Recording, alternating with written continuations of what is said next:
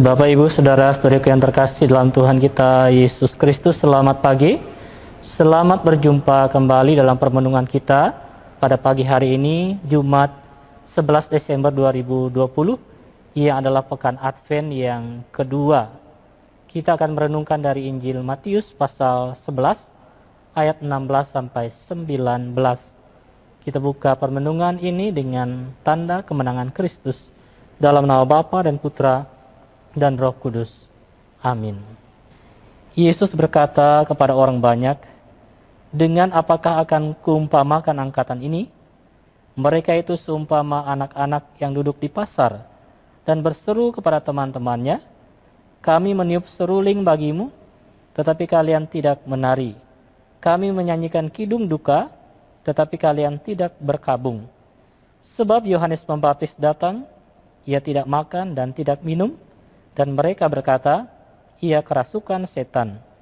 Kemudian Anak Manusia datang, ia makan dan minum, dan mereka berkata, lihatlah seorang pelahap dan peminum, sahabat pemungut cukai dan orang-orang berdosa. Tetapi hikmat Allah dibenarkan oleh perbuatannya." Demikianlah Injil Tuhan. Terpujilah Kristus.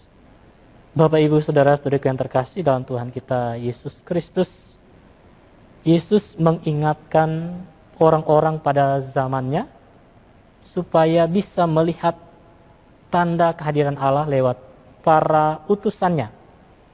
Tetapi justru mereka tidak bisa melihat tanda itu, dan bahkan ketika disampaikan oleh Yesus dengan terang-terangan, bahkan mereka menolak utusan Allah itu.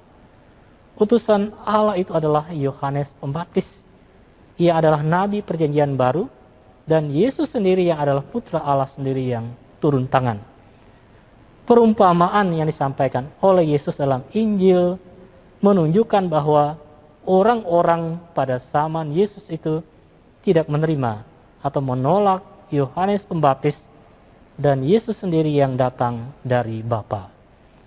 Saudara-saudari yang terkasih, Yesus mengatakan bahwa mereka itu seumpama anak-anak yang duduk di pasar. Dalam arti sikap mereka adalah kekanak-kanakan dalam membaca tanda-tanda kehadiran Allah di tengah mereka. Yesus mencela sikap kekanak-kanakan mereka yang kurang tanggap akan kehadiran Allah yang sudah datang ada di tengah-tengah mereka. Sikap kekanak-kanakan yang Yesus maksudkan adalah bertindak seperti anak-anak yang egois, tidak bisa diatur dan lamban. Kemudian Yesus menegur para pendengarnya juga yang keras hati, lamban, bodoh, penuh tuntutan. Mereka mempunyai mata tetapi tidak melihat, mempunyai telinga tetapi tidak mendengar. Mereka berhadapan dengan kebenaran, kebaikan dan keselamatan, tetapi mereka tidak mampu menangkapnya, tidak terbuka, tidak menerima, dan tidak tanggap. Saudaraku yang terkasih, kita sudah menerima Yesus. Marilah kita buktikan iman kita akan Tuhan Yesus. Beriman itu berarti menerima Tuhan dan setia melakukan ketetapannya. Apakah kita setia di dalam melaksanakan segala firman-Nya yang disampaikan kepada kita?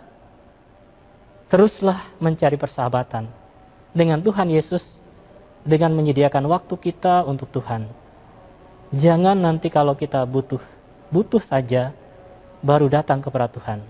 Tetapi sesungguhnya kita perlukan Tuhan setiap saat, dan Tuhan selalu ada untuk kita.